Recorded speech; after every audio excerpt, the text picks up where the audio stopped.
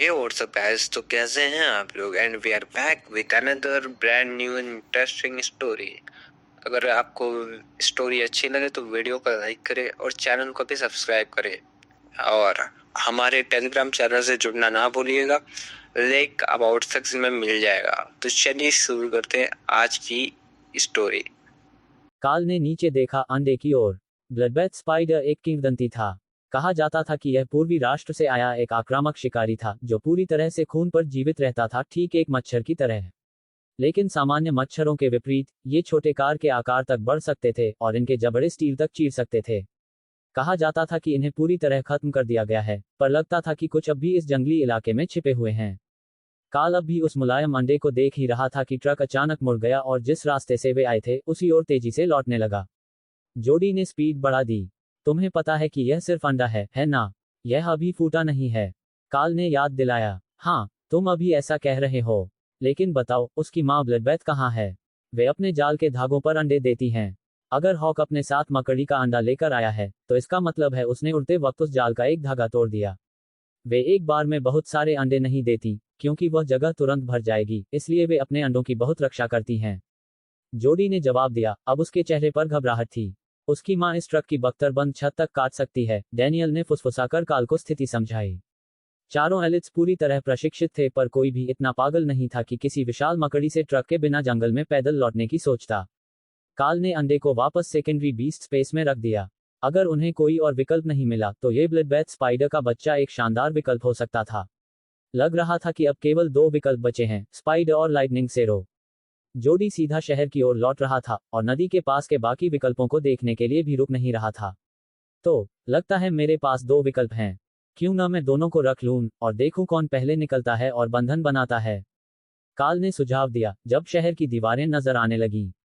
दो काफी हैं। जोडी ने सहमति जताई। एलिस कुछ कहना चाहती थी, पर बाकी दो उसकी ओर से सहमत थे। आज के अनुभव के बाद कोई भी फिर जंगल में नहीं जाना चाहता था।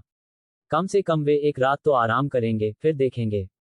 अकादमी ने इस मिशन की अनुमति दी थी और कोई सटीक समय सीमा नहीं थी, तो अगर जरूरत पड़ी तो वे एक हफ्ता तक रुक सकते थे, जब तक ये साफ न हो जाए कि काल दूसरा राक्षस बांध सकता है या नहीं। दोनों अंडे सुरक्षित रूप से सेकेंडरी स्पेस में रखे गए थे और बिना किसी परेशानी के साथ रह रहे थे। लेकिन अब उन्हें हॉक के स्पेस में नहीं ले जाया जा सकता था, जिससे काल को शक हुआ कि शायद जब एक फूटेगा तो दूसरे को बाहर निकालना पड़ेगा। पता लगाने का बस एक तरीका था। काल ने ध्यान लगाना शुरू किया और अपनी ऊर्जा उस स्पेस में भेजी। ऊर्जा दोनों अंडों में भरने लगी। दोनों अंडे अधूरे थे, लेकिन विंड स्पीड हॉक से कहीं अधिक शक्तिशाली राक्षसों के। तुरंत ही अंदर मौजूद भ्रूण तेजी से विकसित होने लगे और स्पेस भी बढ़ने लगा ताकि उन्हें जगह मिल सके। उसे शायद एक अंडा चुन लेना चाहिए था, लेकिन दोनों इतनी तेजी से बढ़ रहे थे कि वह बीच में रुकना नहीं चाहता था। शायद ये दूसरा स्पेस अभ्यर्थी राक्षसों के लिए ही बना हो। सबसे पहले अंडा सेरो का फूटा। छोटे सींगों ने खोल तोड़ा और काल के मन में अचानक एक गर्म एहसास, खुशी और राहत उमड़ आई। छोटा सरीसृप उससे बंध गया था। हॉक की तरह ही वह भी तेजी से बढ़ने लगा, लेकिन नवजात पक्षी की तरह असहाय नहीं था। वह तो तुरंत खाने के लिए चिल्लाने लगा। काल ने ध्यान केंद्रित किया और उसे हॉक के स्पेस में भेज दिया। वह खुद को वहां मेहमान जैसा महसूस कर रहा था, लेकिन वह छोटा डायनासोर सा जीव उस काल्पनिक घास पर खुशी से चरने लगा जो काल ने बनाई थी। अब काल ने अपनी बाकी ऊर्जा दूसरे स्पेस में ब्लडबैथ स्पाइडर के अंडे की ओर केंद्रित कर दी। वह लगातार बढ़ रहा था और परिपक्व हो रहा था। क्या कर रहे हो? हम पहुंच गए हैं, एलिस ने पूछा। मुझे ध्यान देना होगा। मुझे लगता है दोनों अंडे निकल सकते हैं और बंध सकते हैं। काल ने आंखें खोले बिना कहा। ठीक है, चलो होटल के कमरे में चलते हैं, वहां आराम से पूरा कर लेना, एलिस ने कहा, और जोडी ने ट्रक पार्क कर दिया। बाकी लोग स्टाफ से बात करने चले गए, जबकि एलिस काल को एक कमरे में ले गई, दरवाजा बंद किया और वहीं उसके साथ रुक गई। अगर वह स्पाइडर फूट गया और तुम उससे बंध नहीं पाए, तो हमें यहां रहकर तुम्हारी सुरक्षा करनी होगी। वह तुमसे कमजोर होगा, पर बहुत तेज और त्वचा के नीचे घुस सकता है। लोग डर के मारे पागल हो जाते हैं, उसने समझाया। काल ने उस संभावना पर अब तक विचार नहीं किया था। अगर वह उससे बंध नहीं पाया, तो शायद उसे बीस्ट स्पेस में भी नहीं रख पाएगा, और अगर वह होटल के कमरे में निकल आया, तो उसे पकड़ना लगभग असंभव होगा। पर एलिस एक मैच थी, शायद उसके पास कोई जादुई तरीका होगा। काल ने फिर ध्यान लगाया और अंडे में ऊर्जा बहती गई। अब वह बेसबॉल जितना बड़ा था और अंदर एक बड़ा काला मकड़ी का बच्चा स्पष्ट दिख रहा था। वह लगभग बाहर आने को तैयार था। स्पेस भी काफी बड़ा हो चुका था, हालांकि उसकी गुणवत्ता अब भी पहले वाले से कम लग रही थी। पीछे मुड़कर देखें तो यह शायद गलत कदम था, लेकिन काल को तब तक इसका एहसास नहीं हुआ जब तक अंडा फूटा, और दर्द ने उसकी चेतना को चीर नहीं दिया। जैसे ही मकड़ी का अंडा फूटा, लक्ष्य की मानसिक दुनिया हिल गई। दो बीस्ट स्पेस लगभग फटने लगे, जबकि तीसरा खुद बनने की कोशिश कर रहा था। पहला पूरा था, दूसरा अधूरा, और अब तीसरे को जन्म देने की कोशिश में तीनों जगहें एक दूसरे से ऊर्जा खींचने लगी। लक्ष्य का सिर दर्द से फटने को था। मुझे तुरंत हाई एनर्जी खाना चाहिए, जितना मिल सके, उसने एलिस से कहा, चेहरा पसीने से भीगा हुआ। क्या हो रहा है? एलिस ने घबरा कर पूछा, फोन पर बाकी टीम को मैसेज भेजते हुए। दोनों एक साथ फूट गए। मैं उनकी जगहों को संतुलित नहीं कर पा रहा। तीसरा स्पेस बनना चाहता है, लेकिन दूसरा तैयार नहीं है, और पहला अपनी ऊर्जा छोड़ नहीं सकता। मुझे बस और ऊर्जा चाहिए। लक्ष्य ने दांत भींचते हुए कहा। बस कुछ सेकंड और, खाना आ रहा है, एलिस ने जवाब दिया। लक्ष्य ने हॉक के लिए रखे मांस के टुकड़ों में से कुछ निकाले। ज्यादातर तो कच्चे थे, लेकिन उसे एक भुना हुआ चिकन मिला। उसी पर टूट पड़ा। क्या ये मांस ही जरूरी है? एलिस ने पूछा। कुछ भी चलेगा, बशर्ते उसमें अवेकेंड लेवल की ऊर्जा हो, लक्ष्य ने कहा, जैसे जैसे चिकन का असर उसके शरीर में फैलने लगा। उसी वक्त जोडी कमरे में धड़धड़ाता हुआ दाखिल हुआ, हाथ में मिशन पैक लिए हुए। ये कमांडर रैंक के लिए बने हैं, इसमें असेंडेड मांस है। उसने पहला पैकेट फाड़कर लक्ष्य को थमाया। लक्ष्य ने ठंडी रेशन पैक से खाना शुरू किया। स्वाद बेकार था, लेकिन ऊर्जा उसके अंदर आग की तरह फैल रही थी। दर्द धीरे धीरे कम होने लगा, पर अब उसके दिमाग में भयंकर दबाव महसूस हो रहा था, जैसे कोई उसके मन के भीतर से तीसरी जगह को जबरदस्ती आकार दे रहा हो। दोनों नवजात बीस्ट्स उससे ऊर्जा खींच रहे थे, हॉक की जगह से भी ज्यादा। मुझे मॉन्स्टर का खून और कुछ जादुई पौधे चाहिए, लक्ष्य ने कहा, वरना ये सीधे मुझसे खींचते रहेंगे। डैनियल दौड़कर एक जादुई पौधों का पूरा गट्ठा ले आया, और कुछ ही देर में जोडी एक बाल्टी भर खून लेकर लौटा। इन्हें अंदर रख दो, एलिस ने कहा। छोटा सेरो तो शांत था, उसने पौधे चबाने शुरू कर दिए। लेकिन ब्लडबाथ स्पाइडर, वो तो सच में अपने नाम पर खरी उतरी, सीधे खून में गिर पड़ी, फिर बाहर निकलकर पीना शुरू किया। तुम खाते रहो, एलिस ने सलाह दी। लक्ष्य ने सिर झुकाया, लेकिन जैसे ही हाथ आगे बढ़ाया, वह ठिठक गया। उसकी बांह हड्डियों सी पतली, चमड़ी में चिपकी हुई। ये क्या, मेरे साथ क्या हुआ? उसने चौंक कर पूछा। एलिस ने गहरी सांस ली। जब तुमने ऊर्जा खींचना शुरू किया, तुम्हारा शरीर सूखने लगा। अभी भी जारी है, लेकिन पहले जितनी तेजी से नहीं। लक्ष्य ने खाना जारी रखा, बीच बीच में बोलता गया। मुझे समझ आ गया, हर बीस्ट को अपनी पूरी जगह चाहिए होती है, और उस जगह में कम से कम उतनी ऊर्जा जितनी उस जीव के पास खुद है। अगर वो स्पेस अधूरा हुआ, तो सारी ऊर्जा मेरे शरीर से खींच ली जाएगी। अगर ये दोनों हैचलिंग्स बड़े होते समय इतने ताकतवर होते, तो मैं शायद मर जाता। जोडी ने गंभीर होकर कहा, ऐसा मैंने देखा है, लेकिन किसी जादू के दुष्प्रभाव में, अपनी क्षमता की वजह से नहीं। पर लगता है तुमने सीमा पार कर दी, और अब तुम्हारे अंदर 3 जीवों की दुनिया बन चुकी है। लक्ष्य ने सिर झुकाकर बीस्ट स्पेसेस को महसूस किया। हाँ, तीनों अब स्थिर हैं, लेकिन मुझे बहुत समय लगेगा खुद को वापस सामान्य करने में, एलिस ने ठंडी आवाज में कहा। पहले तुम खाओ, फिर आराम करो। सुबह तय करेंगे कि तुम्हें अस्पताल ले जाना चाहिए या नहीं। लक्ष्य ने सिर हिलाया। ठीक है, कुछ और उच्च रैंक वाला खाना दो। एलिस ने एक नीली रोशनी वाली सलाद निकाली। ये कमांडर रैंक हीलिंग सैलेड है, स्वाद घटिया है, लेकिन असर जबरदस्त। लक्ष्य ने पहला निवाला लिया, और उसके साथ ऊर्जा की लहर पूरे शरीर में दौड़ गई।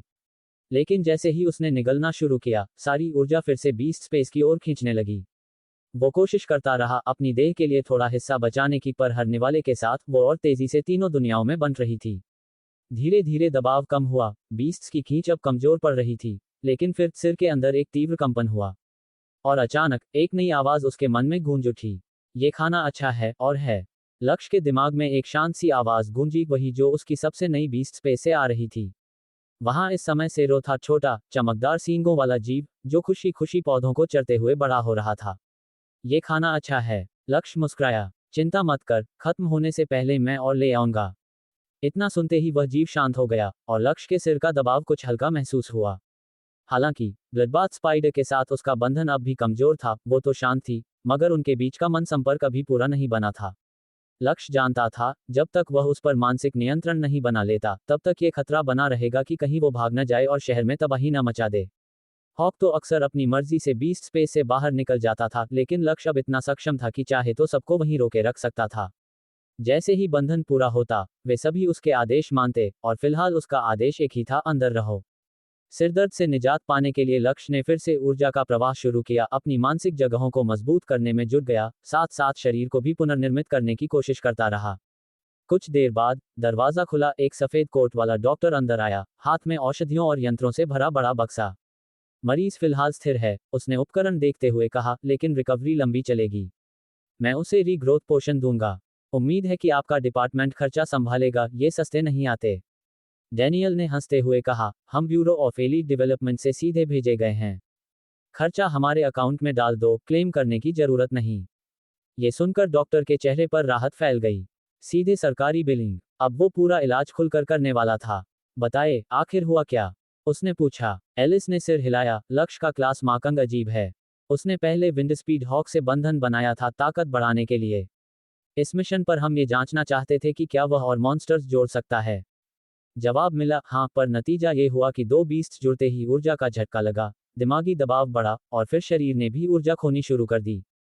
कौन कौन से बीस्ट? डॉक्टर ने पूछा। एक सेरोप, शायद बिजली वाला छोटा प्रकार, और दूसरा ब्लडबाथ स्पाइडर, दोनों ही हैचलिंग्स। डॉक्टर ने सिर खुजाया। संभव है कि मकड़ी को पर्याप्त भोजन न मिला हो, इसलिए उसने लक्ष्य की जीवन ऊर्जा से ही खींचना शुरू कर दिया। क्या आपने उसके लिए खून या आहार का इंतजाम किया? हाँ, एलिस बोली, हमने अवेकेंड ग्रेड खून का बड़ा स्टॉक और थोड़ी एसेंडेड गुणवत्ता का भी रखा है। डॉक्टर ने कुछ पोषण निकाले और लक्ष्य के हाथ में ड्रिप लगाई। मुझे लगता है समस्या का बड़ा हिस्सा रक्त संकट और निर्जलीकरण है। सेरो की मुख्य क्षमता क्या है, बिजली या पुनरुत्थान? हम मानते हैं बिजली। वह छोटे प्रकार का है, लेकिन ताज़ा हैच हुआ है, अभी तक हमने देखा नहीं। ठीक है। डॉक्टर ने जल्दी जल्दी नोट लिखे, फिर उसने दवा में रैपिड हीलिंग पोशन मिलाया और ड्रिप स्टैंड पर इलेक्ट्रिकल इंसुलेटर चढ़ाया, कहीं सेरो की बिजली झटका न दे दे। लेकिन डरने की जरूरत नहीं थी, सेरो अपने बीस्ट स्पेस में मग्न था, धीरे धीरे बढ़ रहा था। दूसरी ओर ब्लडबाथ स्पाइडर खून से पेट भर चुकी थी, पर अब उब गई थी। यहाँ कुछ करने को नहीं है। लक्ष्य ने मन में उत्तर दिया, थोड़ा सब्र कर, मैं जल्द ही तुम्हारा इलाका सजा दूंगा। कम से कम एक पेड़ दे दो, जिस पर जाला बुन सकूं। लक्ष्य ने हंसते हुए भोजन के ढेर से एक मोटी टहनी उठाई और उसे मकड़ी की जगह में डाल दिया। लो, शुरुआत तो हो गई। मकड़ी ने सुकून की सांस ली, टहनी पर चढ़ी और रेशम बुनने लगी। उसने धागे खींचकर सीधे खून की बाल्टी तक जोड़ दिए ताकि उसे खालीपन पर चलना ना पड़े। 1 घंटे बाद डॉक्टर ने नई औषधियां बदली और धीरे धीरे लक्ष्य का शरीर फिर भरने लगा। त्वचा में रंग लौटा, सांसें स्थिर हुईं।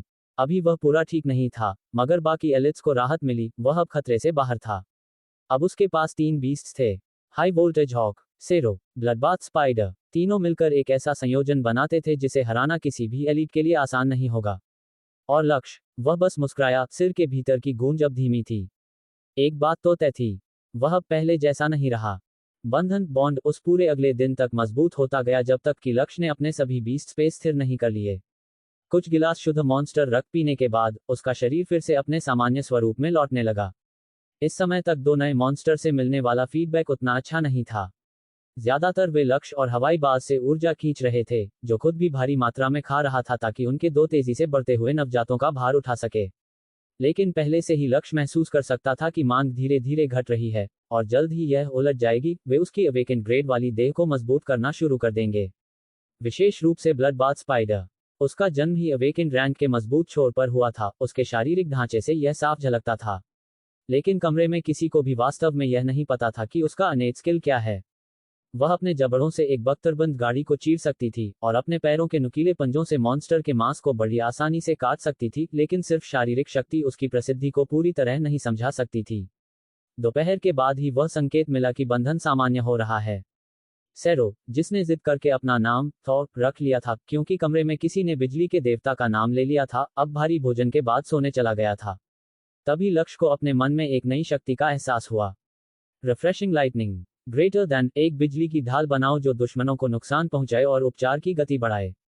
थॉर की बिजली सिर्फ बिजली नहीं है, लक्ष्य ने बताया, यह एक जादुई प्रभाव है जो उपचार की गति को थोड़ा बढ़ा देता है। मुझे अभी अभी इसका एक्सेस मिला है, लेकिन मैं इसे यहाँ बिस्तर पर और इव से जुड़े रहते हुए इस्तेमाल करने की हिम्मत नहीं कर रहा हूँ, कम से कम पहली बार तो नहीं। कमरे में खुशी की आवाजें गूंज उठीं। थके हुए एलिट्स अब जश्न मना रहे थे क्योंकि अब यह साफ था कि लक्ष्य के शरीर में उस हादसे से कोई स्थायी नुकसान नहीं हुआ। अब बस हमें यह जानना है कि ब्लडबाथ स्पाइडर की क्षमता क्या है, और फिर सब सेट है। एलिस ने खुशी से कहा। लक्ष्य ने अपने मन में मकड़ी की स्थिति जांची। वह बेसबॉल जितनी बड़ी से अब वॉलीबॉल जितनी बड़ी हो चुकी थी, और रात भर में उसने दिए गए खून की बाल्टी का लगभग 1/3 पी लिया था। वह अपने बनाए छोटे से घोंसले में चैन से सो रही थी, और अभी जवाब देने के मूड में नहीं थी। थोड़ा और समय दो। दोनों ही अभी सो रहे हैं और मुझे भी बीस्ट स्पेस को मजबूत करने का काम करना है, इससे पहले कि वे और शक्तिशाली हो जाएं। उनकी यह तेजी से बढ़ती शक्ति सैद्धांतिक रूप से शानदार है, लेकिन मैं उन्हें संभालने के लिए तैयार नहीं था। मुझे डर है कि कहीं वे इतनी तेजी से न बढ़ें कि मैं उनके लिए स्थायी स्थान तैयार न कर पाऊं। हवाई बाज इस मामले में अच्छा था, उसकी शुरुआती शक्ति कम थी और वह अभ्यास से बढ़ा, लेकिन ये दोनों तो बिना किसी ट्रेनिंग के ही तेजी से शक्तिशाली हो रहे हैं। लक्ष्य ने समझाया, कोई बात नहीं, जितना समय चाहिए ले लो। क्या हम तुम्हारे लिए और मॉन्स्टर ब्लड ले आए पीने के लिए? जोडी ने चिंतित होकर पूछा। जरूरत नहीं, मुझे लगता है कि शुरुआती कमी मकड़ी की वजह से थी। जैसे ही हमने उसे एक बाल्टी खून दी, मुझे बस अपनी खोई ऊर्जा वापस भरनी थी। लक्ष्य ने सांस छोड़ते हुए कहा। यह पूरी तरह अप्रत्याशित था, लेकिन उन्होंने बंधन की प्रक्रिया और अपनी क्षमता से परे किसी जीव से जुड़ने के संभावित दुष्प्रभावों के बारे में कीमती जानकारी हासिल कर ली थी। मकड़ी ने अभी तक सीधे उसके मन से संपर्क नहीं किया था, हालांकि लक्ष्य उसकी जिज्ञासा महसूस कर सकता था। वह जानना चाहती थी कि वह कहाँ है और लक्ष्य क्या है। वे स्वभाव से अकेले शिकारी थे और हाल ही में ही उन्होंने अपने बच्चों की रक्षा करनी शुरू की थी क्योंकि उनकी प्रजाति घटने लगी थी। पहले वे खानाबदोश थे और मादा मकड़ियां यात्रा करते हुए हर कुछ दिनों में एक अंडा देती थीं ताकि उनकी संतानों का प्रसार दूर दूर तक हो सके। पूरा दिन उन्होंने विश्राम में बिताया, पिछले रात की हलचल से उबरते हुए। और रात के खाने से ठीक पहले डॉक्टर इव स्टैंड और सुई निकालने वापस आया। लगता है तुम अब पूरी तरह ठीक हो गए हो। सभी एलिट्स इतनी तेजी से नहीं ठीक होते, लेकिन अब तुम अपने आप संभल सकते हो। बस मसल्स को फिर से मजबूत करने के लिए कुछ ट्रेनिंग करनी होगी, डॉक्टर ने पेशेवर नजर से कहा। धन्यवाद डॉक्टर, जैसे ही सिरदर्द चला जाएगा और चक्कर बंद होंगे, मैं ट्रेनिंग शुरू कर दूंगा। शायद 1-2 दिन में, या फिर दिन के बाद ही, लक्ष्य ने मुस्कुराते हुए जवाब दिया। डॉक्टर फिर उस सीमांत शहर के बाकी लोगों की देखभाल में लग गया, जो अब लक्ष्य को पता चला था कि एक तरह से सैन्य चौकी भी था। वे सामान्य नागरिक दिखते थे, लेकिन ज्यादातर कॉमन ग्रेड एलीट्स थे, जिन्होंने डिफेंस विभाग में काम करने के लिए साइन किया था ताकि दक्षिण की ओर के जंगली मॉन्स्टर्स को रोका जा सके। डॉक्टर की तरह, जो कई प्रकार की औषधियां बना सकता था लेकिन कोई अत्यधिक जादुई नहीं, वे लोग भी एलीट थे पर सबसे जोखिम भरा काम कर रहे थे। मुझे खड़ा होने दो, मैं देखता हूं क्या ये बिजली वास्तव में मेरी रिकवरी में मदद कर सकती है, लक्ष्य ने कहा। पहली बार बाहर आजमाओ, अगर नियंत्रण नहीं रहा तो यहां नुकसान हो सकता है, डैनियल ने याद दिलाया। पहले कुछ कदम डगमगाते हुए थे, लेकिन हर कदम के साथ लक्ष्य बेहतर महसूस कर रहा था। जब वे होटल के पार्किंग लॉट में पहुंचे, तो वह रिफ्रेशिंग लाइटनिंग आजमाने के लिए तैयार था। हल्की नीली बिजली उसके शरीर पर चमकने लगी। लक्ष्य ने महसूस किया कि उसका शरीर मजबूत हो रहा है, जबकि सोया हुआ था और अचानक जागा, ये देखने के लिए कि हमला तो नहीं हो रहा। लेकिन जब उसने जाना कि यह तो लक्ष्य खुद को ठीक कर रहा है, तो वह फिर से आराम से सो गया, अपने छोटे घर में, थकान से भरा हुआ। कमाल है, मांसपेशियां तेजी से वापस आ रही हैं, क्षतिग्रस्त और निर्जल ऊतकों की मरम्मत हो रही है, त्वचा साफ हो रही है, और रोम छिद्र खुल रहे हैं। तुम्हारे शरीर से ओजोन की हल्की गंध आ रही है, ये तो एक हीलिंग इफेक्ट और स्पा ट्रीटमेंट दोनों है, जोडी ने खुशी से कहा। दुर्भाग्य से, मैं इसे दूसरों पर इस्तेमाल नहीं कर सकता, लेकिन मुझे लगता है यह एक भरोसेमंद रक्षात्मक तकनीक साबित होगी, लक्ष्य ने सहमति जताई। आखिरी चीज जो उन्हें करनी थी, वो थी इस नई क्षमता की उपयोगिता को परखना। एलिस ने उनके बीच एक जादुई बाधा, बैरियर बनाई और मुट्ठी दिखाते हुए बोली, सिर्फ बिजली की ढाल सक्रिय रखो और जितनी जोर से हो सके, इस पर मुक्का मारो। इससे हमें पता चलेगा कि तुम्हारी मांसपेशियां कितनी रिकवर हो रही हैं और क्या ये बिजली अवेकेंड रैंक के प्रहार को झेल सकती है या नहीं। अगर नहीं, तो बिजली तुम्हारी मुट्ठी के आसपास टूट जाएगी। लक्ष्य ने तेजी से मुक्का मारा और भौहें सिकोड़ लीं। उसकी ताकत पूरी तरह वापस नहीं आई थी, लेकिन बिजली की चमक उस बाधा से टकराकर नीली रोशनी में चमकी और मजबूती से टिकी रही। एलिस मुस्कुराई, ये निश्चित रूप से अवेकेंड रैंक की क्षमता है। लक्ष्य को कुछ समय तक बिजली सक्रिय रखनी होगी, लेकिन ये सुरक्षा ढाल उतनी ही मजबूत है जितनी की ट्रेनिंग आर्मर। डैनियल ने पूछा, क्या इसे छूना सुरक्षित है? मतलब तुम कुर्सी पर बैठ सकते हो बिना उसे जलाए? लक्ष्य ने नीचे देखा, जहां वह खड़ा था, जमीन पर हल्के जलने के निशान थे। वह बोला, नहीं, लगता है नहीं। जूतों के बावजूद जमीन जल रही है, लेकिन अच्छी बात यह है कि मेरी यूनिफॉर्म नहीं जल रही। कम से कम मेरी इज्जत बची है, डैनियल ने हंसते हुए कहा। हाँ, किस्मत को ज्यादा मत आजमाओ। तुम्हारी रिकवरी गति अच्छी है, भले ही सैरो या ट्राइस जैसी नहीं जिनके पास इंडिस्ट्रक्टेबल क्षमता है। लक्ष्य बोला, अब मैं ठीक महसूस कर रहा हूँ। क्यों न एक ठीक ठाक दिन कर लिया जाए। इतना कहकर उसने रिफ्रेशिंग लाइटनिंग क्षमता को बंद कर दिया। तभी एक मुलायम, स्त्री सुलभ आवाज उसके दिमाग में गूंजी। खाना। लक्ष्य ने हल्की मुस्कान के साथ जवाब दिया। क्या तुम कुछ अलग खाना चाहती हो? आवाज ने उत्तर दिया। नहीं, रक्त ही जीवन है और जीवन ही शक्ति। मुझे बड़ा घोंसला चाहिए ताकि मैं शिकार को बुला सकूं। ये सुनकर लक्ष्य को हवाई बाज के शुरुआती दिनों की याद आई, तब वो भी हमेशा खाने की बात करता था। बाद में सब लोग पास के एक रेस्टोरेंट में डिनर करने गए। वहीं राय मकड़ी अपने छोटे से घोंसले में लक्ष्य के मन से झांकते हुए आसपास की दुनिया को देख रही थी। राय ने जिज्ञासा से पूछा, उन्होंने इसे मारा और फिर जलाया, वो ऐसा क्यों करते हैं? लक्ष्य ने जवाब दिया, मनुष्यों को खाना इस तरह ज्यादा स्वादिष्ट लगता है और इससे पचना आसान होता है। रोचक, मैं इसे चखना चाहती हूँ। लक्ष्य ने अपने बीस्ट स्पेस में स्टेक का एक टुकड़ा डाला। राय ने उसे बड़े चाव से चखा। पहले उसने उसे फाड़ा, फिर धीरे धीरे छोटे कौर खाए। बुरा नहीं, इसमें जीवित भोजन जैसी गर्मी है। मनुष्य अजीब हैं, लेकिन बुद्धिमान भी। इसका स्वाद अच्छा है और उन्होंने उस पर कुछ स्वादिष्ट मसाला भी लगाया है। मुझे पसंद आया। लक्ष्य मुस्कुराया। एलिस ने पूछा, क्या कहा उसने? लक्ष्य ने बताया, मेरी नई मकड़ी मित्र ने शेफ को धन्यवाद दिया है। उसे पका हुआ, नर्म और मसालेदार मांस पसंद आया। एलिस ने पूछा, उसका कोई नाम है? लक्ष्य ने मन में पूछा, क्या तुम कोई नाम चाहोगी? मकड़ी ने गर्व से उत्तर दिया, मैं मृत्यु की वाहक हूँ, वह अंधकार जिससे सब डरते हैं, वह छाया जो रात में शिकार करती है। मेरे जैसी शक्तिशाली के लिए कौन सा नाम उचित होगा? लक्ष्य हल्का मुस्कुराया। उसे उसकी बातों में एक भोली सी गर्वीली झलक दिखी। वह बोला, अभी उसका कोई नाम नहीं, पर सोच लेंगे। फिर उसने सुझाव दिया, थॉर ने खुद को बिजली के देवता के नाम पर रखा है, तो क्या तुम मकड़ी देवी अराकनी का नाम चाहोगी? राय ने पूछा, क्या वह एक कूल देवी है? लक्ष्य ने हंसकर कहा, बहुत कूल और बुनाई में सबसे निपुण। तो फिर मैं राय कहलाऊंगी, अराकनी का छोटा रूप। लक्ष्य ने सबको बताया। अब उसका नाम राय है, स्पाइडर देवी के नाम पर। डैनियल ने कहा, हवाई बाज, थॉर और राय तीनों शानदार नाम हैं। एलिस मुस्कुराई, कृपया जब वो मिलना चाहे तो हमें भी बुलाना। राय ने मन में कहा, अभी नहीं, बहुत रोशनी है और मेरा घोंसला दूर है। लक्ष्य ने समझाया, शायद आज रात। उसे उजाला पसंद नहीं जब तक वो बड़ी नहीं हो जाती।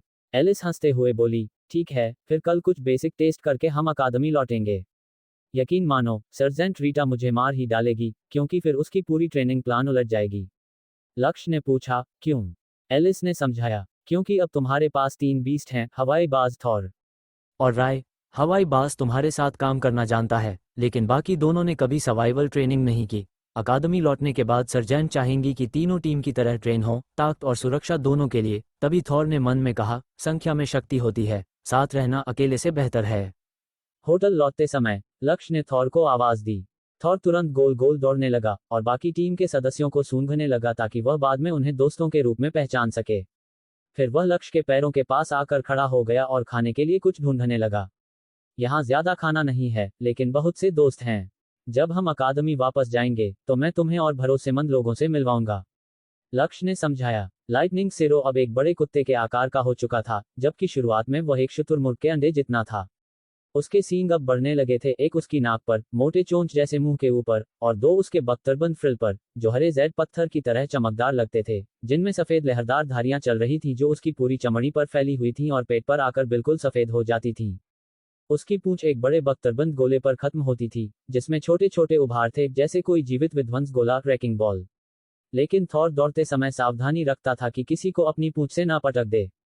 शहर वाले उन्हें पागल समझकर देख रहे थे, एक बेबी लाइटनिंग सेरो के साथ घूमना, वह भी खुले में। लेकिन वह जीव पिल्ले की तरह खुश था, किसी पर हमला नहीं कर रहा था, तो उन्होंने राक्षस को शहर में लाने के खतरे पर कोई आपत्ति नहीं की। ग्रेटर दैन मनुष्य बड़े नहीं होते, है ना? बस इंतजार करो, मैं जल्द ही इतना बड़ा हो जाऊंगा कि तुम्हारी रक्षा कर सकूं। थॉर ने पूरी निश्चितता के साथ कहा, जिससे हवाई बाज हंस पड़ा। लक्ष्य को यह एहसास नहीं था कि जब कोई जानवर उससे बात करता है तो दूसरे जानवर भी उसे सुन सकते हैं, लेकिन हवाई बाज को तो थॉर की बात साफ सुनाई दे रही थी। थॉर को हवाई बाज से डर नहीं था। उसकी चमड़ी इतनी कठोर थी कि साधारण विंड स्पीड हॉक उसके लिए कोई खास खतरा नहीं थे, और उसके आकार के कारण वे उसे आसमान में उठा भी नहीं सकते थे। हालांकि हवाई बाज उसे आसानी से उठा नहीं सकता था, लेकिन उसकी रैंड और श्रेड जैसी क्षमताओं के कारण लड़ाई का विजेता तब तक थॉर नहीं बन सकता था जब तक वह और बड़ा न हो जाए। ग्रेटर दैन मनुष्यों को बड़ा नहीं होना पड़ता, वे समझदार होते हैं। क्या तुमने नहीं देखा उन्होंने कितनी अजीब चीजें बना रखी हैं? ये जगह सैकड़ों मनुष्यों के लिए एक विशाल जाल जैसी है, रे ने अपनी कोमल आवाज में कहा। थॉर नहीं समझ पाया। जाल तो खतरनाक नहीं होते, वे तो बस रेशमी धागे होते हैं।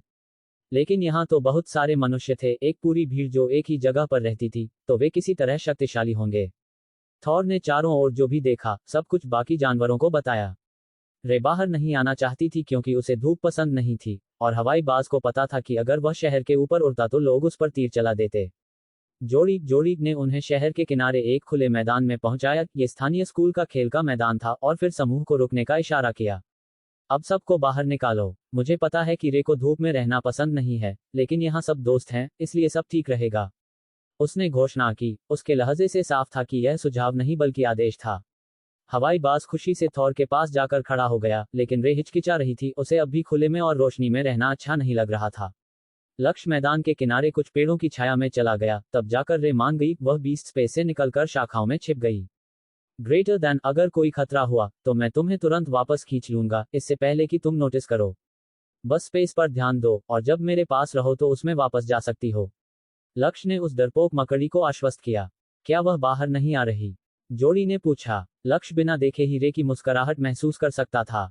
वह ब्लडबाथ स्पाइडर है। उसका शरीर अपने आसपास के रंगों में ढल जाता है। वह पेड़ पर ही है, बेवकूफ। एनीस ने उसे डांट दिया। ये दिन भर में पहली बार था जब उसने कुछ कहा, और सभी चौंक गए। वह आमतौर पर शांत रहती थी और अपने तेज तर्रार साथी को बोलने देती थी, लेकिन जब वह बोलती थी तो उसका स्वर ऐसा होता था कि सामने वाला तुरंत चुप हो जाता था। ओह हाँ, हाँ अब दिख रही है, जोड़ी हकलाया, जबकि एलिस जोर से हंस पड़ी। ग्रेटर दैन, मुझे तुम्हारे दोस्त पसंद हैं। ये बहुत मजेदार हैं। रे खिलखिलाई। मिस रे, क्या आप मेरी बैरियर स्पेल पर हमला करेंगी ताकि हम आपकी क्षमताओं की प्रगति देख सकें? एलिस ने विनम्रता से पूछा, फिर पेड़ की शाखाओं में ही जादुई बैरियर बना दिया ताकि रे को बाहर न आना पड़े। रे ने उसे एक पल देखा, फिर उसका शरीर ऊर्जा से भर उठा और वह हिंसा के उन्माद में बैरियर पर टूट पड़ी। जैसे ही उसने हमला किया, लक्ष्य को ब्लडबाथ स्पाइडर के विकास की अद्भुतता समझ में आ गई। उसके आगे के पंजों और जबड़ों की ऊर्जा ने जैसे ही बैरियर को छुआ, वह तुरंत अनुकूल हो गई और एक नई समझ लक्ष्य के दिमाग में प्रवाहित हुई। ग्रेटर दैन ऑफेंसिव अडेप्टेशन, एक निष्क्रिय पैसिव क्षमता जो किसी लक्ष्य के अनुसार हमले को और अधिक प्रभावी रूप में ढाल देती है। एलिस ने प्रशंसा में सीटी बजाई जब तक कि मकड़ी थककर पीछे नहीं हट गई और पेड़ के तने से टिककर बैठ गई, इस बात से झुंझलाई हुई कि बैरियर अब भी नहीं टूटा।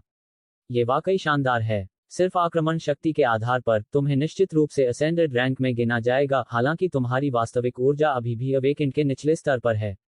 एलिस ने जानकारी दी। फिर उसने थॉर की ओर रुख किया। क्या तुम भी कोशिश करना चाहोगे? उसने जमीन पर अपनी ही ऊंचाई का एक बैरियर बनाया। थॉर थोड़ी दूरी पर भाग गया, फिर खुद को बिजली से ढक लिया और पूरी ताकत से उसकी ओर दौड़ा। जैसे ही उसने जादुई दीवार से टक्कर मारी, धड़ाम, वह उछलकर पीछे गिरा, आधा मीटर दूर जा गिरा। फिर उसने खुद को संभाला, जोर से हंसा और दोबारा दौड़ पड़ा। ग्रेटर दैन, ये तो बहुत शानदार है, थॉर चिल्लाया और पूरी गति से फिर दीवार से टकरा गया। सावधान रहो वरना तुम्हारा सींग टूट जाएगा, लक्ष्य हंसते हुए बोला जब लाइटनिंग सेरो तीसरी बार दौड़ा। ग्रेटर दैन, सींग मजबूत हैं, चिंता मत करो, बिजली नहीं टूट रही, थॉर ने जवाब दिया और फिर से दीवार से टकराया, जिससे दीवार चमक उठी और वह खुद हवा में उछल गया। मुझे समझ नहीं आता उसका गला अभी तक कैसे ठीक है। मैंने कभी किसी जानवर को इतनी जोर से खुद पर हमला करते नहीं देखा, डैनियल ने मजाक में कहा। थॉर ने गर्व से दहाड़ लगाए और फिर एक बार दीवार से टकराया, हंसते हुए और हाँफते हुए।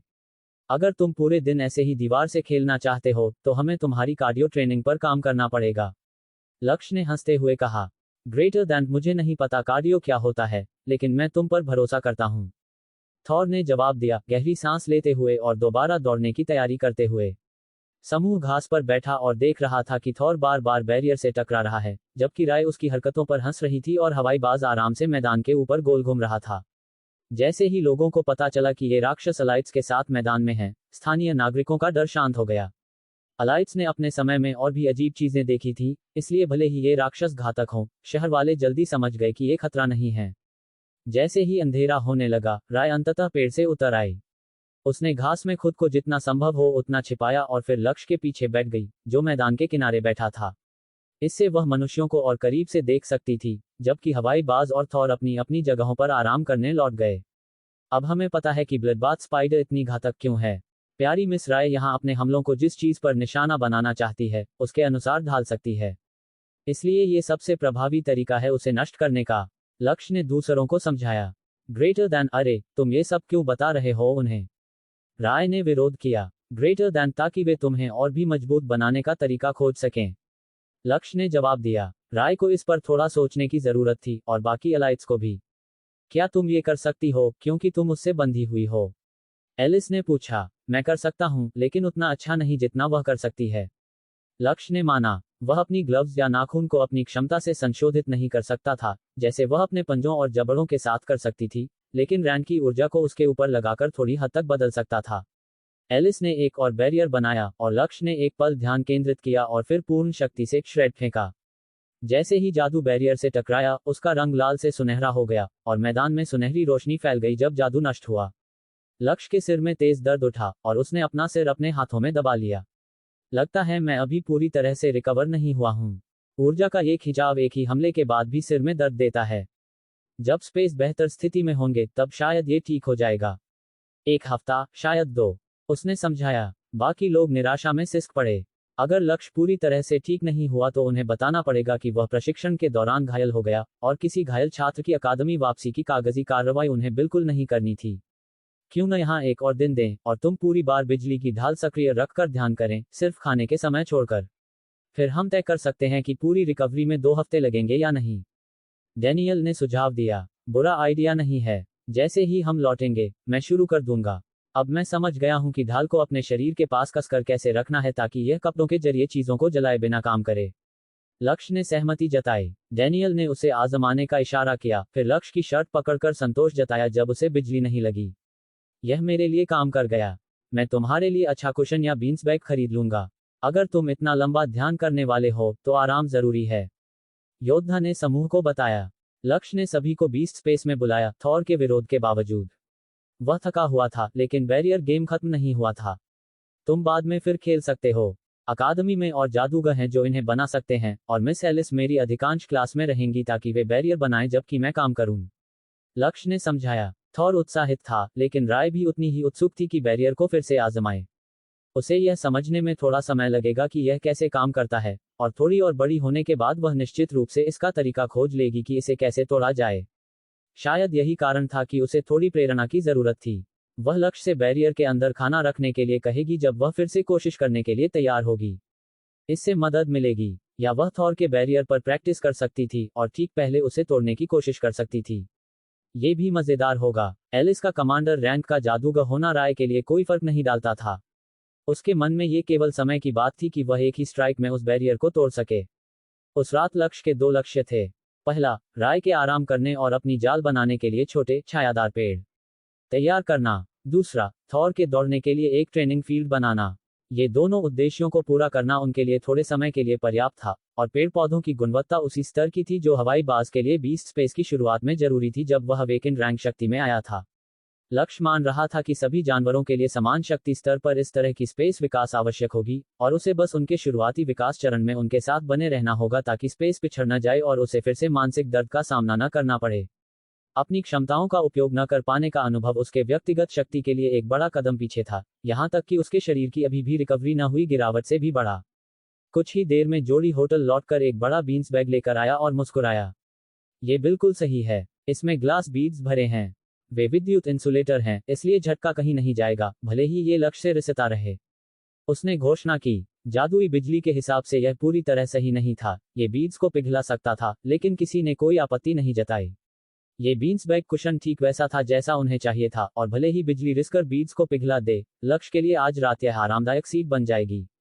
एक बार रिकवरी प्रक्रिया पूरी हो जाने के बाद लक्ष्य अपनी ऊर्जा को खुद को हील करने में विभाजित नहीं करेगा और बीस्ट स्पेस का विकास सुधरेगा। लेकिन फिलहाल टीम ज्यादा चिंतित थी कि किसी लंबित चोट की रिपोर्ट या ट्रेनिंग बदलाव की अपील को कैसे टाला जाए, जो पहले से ही रिपोर्ट के साथ जुड़ी होगी। लक्ष्य ने आसान कामों से शुरुआत की, दोनों बीस्ट स्पेस की गुणवत्ता बढ़ाना और जमीन पर साधारण घास डालना। हवाई बाज को जो छोटी घास पसंद थी, उसके बजाय लंबी घास डाली गई। राय को लंबी घास में छिपना पसंद था, और थॉर को ये घास उसके पेट के पैमाने को गुदगुदाने जैसा लगती थी। कोई शिकायत नहीं। फिर लक्ष्य ने थॉर का अधिकांश स्पेस खाली रखा, क्योंकि वहां की बाकी सभी पौधे खाने के लिए थीं। शुरू में दोनों स्पेस की शक्ति समान रूप से बढ़ाई गई, लेकिन कुछ घंटे बाद लक्ष्य ने प्रयोग किया और पाया कि राय के स्पेस में उसकी मानसिक थकावट कम करने के लिए वास्तव में अधिक शक्ति की जरूरत थी। उसकी जाति दोनों में से अधिक शक्तिशाली थी, और उसकी शक्ति भी तेजी से बढ़ रही थी। इसके साइड इफेक्ट्स भविष्य में समस्या पैदा कर सकते थे, लेकिन अल्पकालिक लाभ बहुत बड़े थे। सुबह सूरज निकलते निकलते लक्ष्य अब अपने दिमाग पर 2 बीस्ट की थकावट महसूस नहीं कर रहा था, बल्कि ऊर्जा की एक नई धारा महसूस करने लगा। तीनों की ऊर्जा का अनुभव अलग था। इसे शब्दों में व्यक्त करना मुश्किल था, लेकिन लक्ष्य ने इसे बालों में हवा, पैरों के नीचे घास और एक आरामदायक कंबल जैसा अनुभव बताया। वह नाश्ते के लिए नीचे रेस्तरां गया, जहां उसने अपने पालतू जानवरों के लिए बहुत सारा मांस, रक्त और जादुई पौधे जमा कर लिए थे, और फिर ध्यान के लिए लौट आया। अगर वह कभी यहाँ वापस आता, तो उसे इन लोगों का बड़ा एहसान मानना पड़ता, क्योंकि अब उसके पास सभी के लिए हफ्तों का खाना संग्रहित था, और किसी ने राय के लिए रक्त में मिलाने के लिए एक और शक्ति का पत्थर भी ढूंढ लिया था। रक्त में अतिरिक्त ऊर्जा उसकी बॉडी के निर्माण में मदद कर रही थी, जिससे फीडबैक सुधर रहा था, और परिणामस्वरूप लक्ष्य का शरीर भी बेहतर हो रहा था और राय का घर भी उच्च गुणवत्ता वाला बन रहा था। यह शायद ऐसा नहीं दिखता था कि वे बहुत कुछ कर रहे हैं, लेकिन तीनों बीस जबरदस्त मजबूती प्राप्त कर रहे थे। हवाई बाज भी अब इसमें शामिल हो गया था, क्योंकि अन्य दो स्थिर हो चुके थे। तीनों स्पेस एक दूसरे और उनके भीतर के बीस्ट से ऊर्जा ले रहे थे। इससे दूसरों की वृद्धि भी हुई और घंटों दर घंटा वे वास्तव में शक्ति के पैमाने पर लक्ष्य से आगे बढ़ रहे थे। यह कोई समस्या नहीं लग रही थी। जब तक बीस्ट स्पेस की शक्ति बनी रहती, यह मायने नहीं रखता कि उसका शरीर कितना मजबूत है। फिर भी उसका शरीर सुधार रहा था। वह पहले से अधिक मजबूत था, भले ही ज्यादा नहीं। उस शाम दिन पर यह खबर दूसरों के लिए बड़ी राहत थी। लक्ष्य को स्वस्थ और शक्ति से चमकते देख उन्हें यकीन हो गया कि उसे यहां लाना और दोनों बीस्ट से बंधना सही निर्णय था। शॉर्ट टर्म सेटबैक के बाद अब वे आगे थे और लगातार मजबूत हो रहे थे। एलिस ने पूछा, क्या तुम्हें लगता है कि कोई दीर्घकालिक नुकसान होगा? लक्ष्य ने दिन खत्म कर ध्यान के लिए तैयार होते हुए जवाब दिया, वास्तव में नहीं। अधिकतम विकास गति में थोड़ी कमी जरूर होगी, क्योंकि अब 2 के बजाय 3 स्पेस को बढ़ाना है। मैं ज्यादातर खाली समय ध्यान में बिताऊंगा और अन्य चीजों के लिए समय कम होगा जब तक कि वे पूरी तरह से बड़े नहीं हो जाते। लेकिन उसके बाद अतिरिक्त स्पेस का मतलब होगा कि जो कुछ मैं प्रदान कर सकता हूं, वह तीनों में विभाजित होगा और प्रगति बीस्ट के फीडबैक पर निर्भर होगी। जब तक मैं कमांडर रैंक के उच्च पक्ष तक नहीं पहुंचता, ये बड़ी समस्या नहीं होगी, क्योंकि उनकी प्राकृतिक वृद्धि हमारी शक्ति की पर्याप्त मात्रा देगी। लेकिन उसके बाद ये कठिन संघर्ष होगा, और मुझे या तो विकास बनाए रखने के लिए दूसरा तरीका ढूंढना होगा या चौथा साथी ढूंढना होगा जिसकी क्षमता इतनी अधिक हो कि हम सभी को ऊपर खींच सके। मुझे यकीन नहीं कि यह व्यावहारिक होगा। तुमने देखा कि इस बार क्या हुआ। भले ही मैं तैयारी करूं, एक ओवरलॉर्ड या रॉयल रैंक बीस्ट क्यूब मेरे दिमाग पर कितना दबाव डालेगा। उनके पास इन तीनों से भी अधिक बुद्धि होगी, और उनकी ऊर्जा की आवश्यकता निश्चित रूप से बहुत अधिक होगी। एलिस ने पूछा, तो तुम कह रहे हो कि तुम्हारी कक्षा का बीस्टों की वृद्धि पर प्रभाव उनके वयस्क चरम से आगे न्यूनतम होगा? पूरा नहीं, ये कम जन्मजात क्षमता वाले बीस्टों पर अधिक प्रभाव डालेगा, और फिर शुरुआती विकास चरण के बोनस के बाद एक रैंक ऊपर जाने में हमें वर्षों का समय लगेगा, न कि हफ्तों या महीनों का। मैं गारंटी नहीं दे सकता कि यह हमेशा सच रहेगा, लेकिन हवाई बाज के पूर्ण रूप से बड़े होने के बाद और स्तरों के बीच शक्ति अंतर को देखते हुए, मैं कहूंगा कि कमांडर बनाना आसान होगा, लेकिन रॉयल बनने के लिए समय पर पकड़ पाना मुश्किल हो सकता है, और फिर 25 साल की उम्र तक मोनॉक बनना भी चुनौतीपूर्ण होगा। बेशक, नया पालतू, नई तकनीक या संसाधनों का बेहतर उपयोग समझना इसे काफी कम कर सकता है। एलिस जोर से हंसी, जिससे रेस्तरां में अन्य लोगों का ध्यान गया। किसी को मत बताना कि तुम रॉयल को 18 साल से पहले धीमी प्रगति कहते हो। मैं भी थोड़ी जलन महसूस कर रही हूं, और मैं अब भी जवान हूं। उसने धीरे से चेतावनी दी। लक्ष्य को लगता था कि ये शब्द अब एलिस पर पूरी तरह लागू नहीं होते, कम से कम उसकी दृष्टि से। लेकिन वह उसके आत्म मूल्यांकन पर बहस करने वाला कौन था? डैनियल ने ताल पर थपकी दी ताकि सभी का ध्यान जाए। हम सुबह प्रस्थान करेंगे। लक्ष्य पर्याप्त रूप से रिकवर हो चुका है और बीस्ट दोनों बंध चुके हैं और अच्छी तरह बढ़ रहे हैं। हमारी इस यात्रा की शर्तें पूरी हो गई हैं। कर्नल नाराज होंगी अगर उन्हें पता चले कि हम काम पूरा होने के बाद थोड़ा अवकाश लेने का फैसला कर लिया। इसमें कोई संदेह नहीं था। कर्नल वैलेरी में थोड़ी मानवता थी, लेकिन यह नियम और विनियमों के पालन के नीचे छिपी हुई थी। ये कहना कम ही होगा कि राय कार की सवारी को लेकर उत्साहित थी।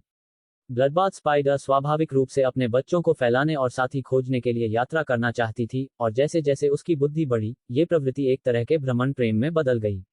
एक दिन में इतनी दूरी तय करना युवा मकड़ी के लिए अद्भुत था, जो सब कुछ अपनी बढ़ती हुई घोंसले की सुरक्षा में देखकर देख रही थी, जिसे लक्ष्य ने उसके लिए स्पेस में छोटे पेड़ों और झाड़ियों के बीच तैयार किया था।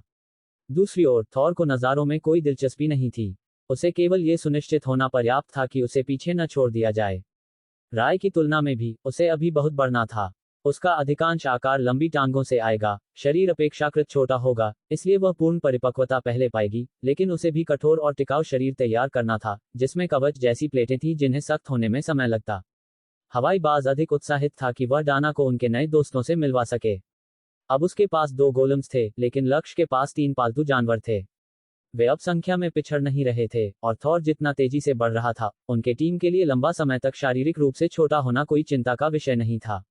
यह अच्छी बात थी कि लाइटनिंग सैरो अपने सुरक्षित स्पेस में संतुष्ट था, क्योंकि वह लंबे समय तक बालकनी में घूम नहीं सकता था। लक्ष्य को डाना की राय के प्रति प्रतिक्रिया को लेकर अधिक चिंता थी। ब्लडबाथ स्पाइडर संवेदनशील थी, और यदि कोई उसे पहली नज़र में देखकर डर जाए, तो ये बड़ा झटका होगा। हर कोई मकड़ियों से डरता नहीं है, लेकिन छोटे मेज के आकार की विशालकाय मकड़ी शायद अलग कहानी हो। वे पूरे दिन ड्राइव करते रहे, और जब वे अकादमी वापस पहुंचे, तो कक्षाएं पहले ही समाप्त हो चुकी थीं।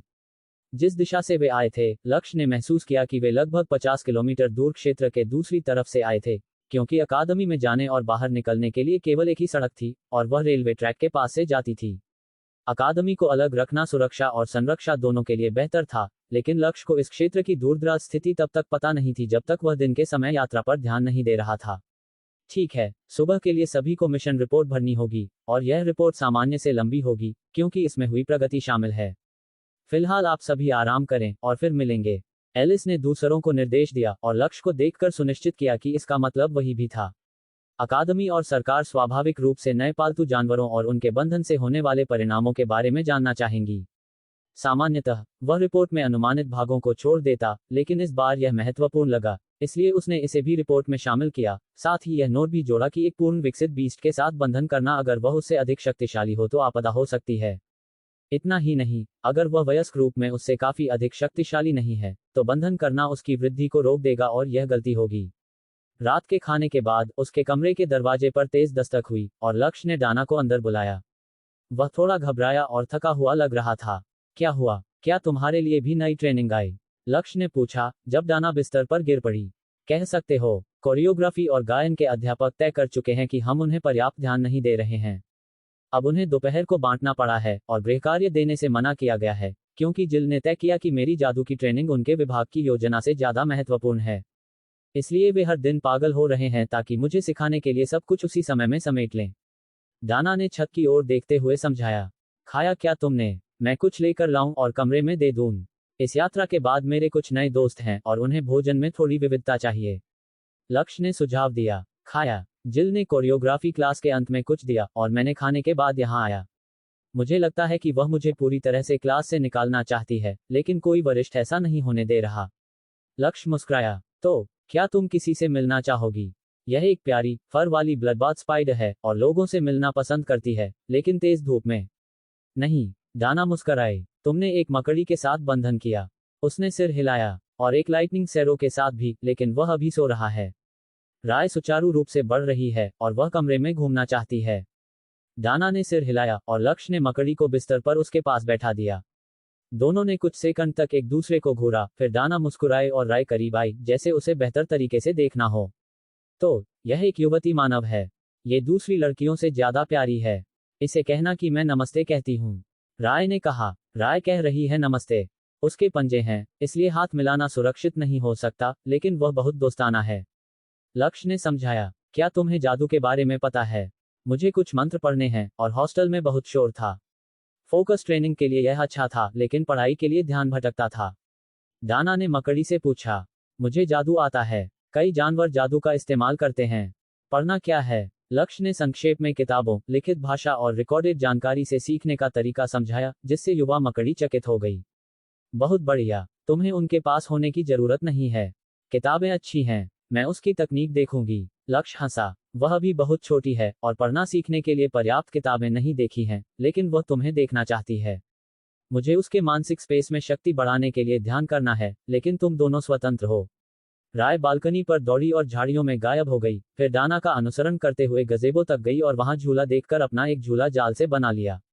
ब्लडबाथ स्पाइडर का जाल बहुत लचीला होता है। यह इतना कमजोर हो सकता है कि छोटी हलचल में टूट जाए, या इतना मजबूत कि 100 किलोग्राम के बीस्ट को पकड़ सके। इस बार उसने मजबूत जाल बनाया, लेकिन चिपचिपा नहीं, ताकि वह आसानी से घूम सके और नीचे पढ़ाई देख सके। लक्ष्य ध्यान के लिए बैठ गया, राय की प्रतिक्रियाओं को सुनते हुए, जब वह किताब में चित्रों की सराहना कर रही थी और रून के अर्थ पर विचार कर रही थी। डाना चीजों को जोर जोर से समझा रही थी, जैसे वह स्पेल फॉर्मेशन की गति सुधारने के लिए असाइनमेंट कर रही हो। राय ज्यादा मदद नहीं कर रही थी, क्योंकि उसे केवल एक क्षमता आती थी, लेकिन नैतिक समर्थन से दोनों का बंधन मजबूत हो रहा था। राय बाहर होने से लक्ष्य के दिमाग पर दबाव भी थोड़ा कम हुआ, क्योंकि वह अपनी ऊर्जा जला रही थी और सक्रिय रूप से बढ़ने के लिए उसकी ऊर्जा का उपयोग नहीं कर रही थी। लक्ष्य ने महसूस किया कि यह उसके लिए बड़ा लाभ होगा, और उसने उसके स्पेस पर और अधिक मेहनत की, थॉर के स्पेस के साथ संतुलन बनाए रखते हुए। अगली सुबह लक्ष्य पूरी तरह भूल गया कि उसे जिल को बालकनी पर मौजूद मकड़ी के बारे में चेतावनी देनी थी। लेकिन जब 1 मिनट में डाना के साथ वह वापस नहीं आई, तो वह देखने गया और पाया कि वह कोकून जैसी स्थिति में लिपटी हुई थी और जल्दी बनाई गई जादुई बाधा की शक्ति से चमक रही थी। अंततः मेरे हालात देखने आ गए। अब क्या आप कृपया इस युवती से कह सकते हैं कि मुझे जाने दे, ताकि मैं अपने छात्र को समय पर कक्षा में पहुंचा सकूं? जिल ने अनुरोध किया। लक्ष्य ने क्षण भर सोचा कि जब वह डाना को जगाने गई, तो उसकी पालतू जानवरों द्वारा दोबारा हमला किए जाने पर वह कैसे सहेगी। वह कुछ पल के लिए विचार कर रहा था कि उसे वहीं छोड़ देना ही सुरक्षित रहेगा, लेकिन वह आसानी से बाहर निकल सकती थी। वह बस यह इंतजार कर रही थी कि वह ऐसा करे, ताकि उसे ब्लडबाथ स्पाइडर से लड़ने की जरूरत ना पड़े। राय, तुम उसे छोड़ सकती हो। वह डाना की अध्यापिका है, उसे चोट नहीं पहुंचाएगी, बस उसे सुबह की निर्देश देने के लिए जगा दो। लक्ष्य ने निर्देश दिया। ये तो मेरे लिए यातना जैसी लग रही है, मकड़ी ने संदेह भरे स्वर में कहा, फिर बीस्ट स्पेस में गायब हो गई, जो अब लक्ष्य द्वारा एक और रात की मेहनत के बाद काफी आरामदायक बन चुका था। ठीक है, वह निश्चित रूप से सुबह के समय की इंसान नहीं है, लेकिन आज वह और हमला नहीं करेगी, लक्ष्य ने अध्यापिका को बताया, जिसने उसे घूरा। सही जाल। लक्ष्य ने अपनी सूचक अंगुली पर एनहांस्ड रेंज सक्रिय किया और सामने के सरप्राइजिंगली मजबूत जाल को काट दिया, जिससे जिल डाना को जगाने के लिए बाहर आ गई। देखो, वह सिर्फ जाल हिला नहीं रही, बल्कि उसे किसी जानवर की तरह हिला रही है, राय ने लक्ष्य को थोड़े नाराज स्वर में बताया। 5 मिनट और, युवा जादूगरिन ने शिकायत की, और लक्ष्य मुस्कुराया। ये हर दिन का वही क्रम था, लेकिन उसका कार्यक्रम इतना व्यस्त था कि सुबह का समय बर्बाद नहीं कर सकती थी। लक्ष्य गया और झूले को हल्का हिलाया, फिर डाना के सिर के पास एक धागा खींचा, जिसे उसे अपने कान के पास कंपन महसूस होना चाहिए। ठीक है, मैं उठ रही हूँ, उसने बड़बड़ाया और अपनी आंखें खोली। तुमने ये कैसे किया? जिल ने हैरानी से पूछा। ब्लडबाथ स्पाइडर की बुद्धिमानी, वह जानती है कि जाल को कैसे संचालित किया जाए, लक्ष्य ने समझाया। जिल ने जमीन पर पड़े जाल के ढेर को देखा, फिर उसे उठाया, सोचकर कि अब ये ढीले धागों का समूह होगा, लेकिन धागे आपस में चिपके हुए थे और एक कंबल का रूप बना रहे थे। जानती हो, ये वास्तव में काफी अच्छी तरह से बना है, सभी पहलुओं को देखते हुए, जिल ने नर्म सफेद रेशम की सराहना करते हुए कहा। लक्ष्य ने मुझे रेशमी कंबल दिया, ये तो आरामदायक लग रहा है, डाना ने कहा, जबकि लक्ष्य हंसने की कोशिश कर रहा था। नहीं, किसी ने सोचा कि जब मैं तुम्हें पहली बार जगाने गया, तो मुझे जाल में लपेटना उपयुक्त होगा। अब हमें जाना होगा, वरना देर हो जाएगी। लक्ष्य, हम तुम्हारा शॉवर इस्तेमाल करेंगे, फ्लो के रास्ते से जाने का समय नहीं है, जिल ने जोर दिया। तुम समय बहुत कम रखती हो। चलो, मैं नीचे जाकर पहले खा लूंगा और अपना दिन सर्जेंट रीटा के साथ देखूंगा। मुझे यकीन है कि उसे मेरी मिशन रिपोर्ट पर कुछ सवाल होंगे।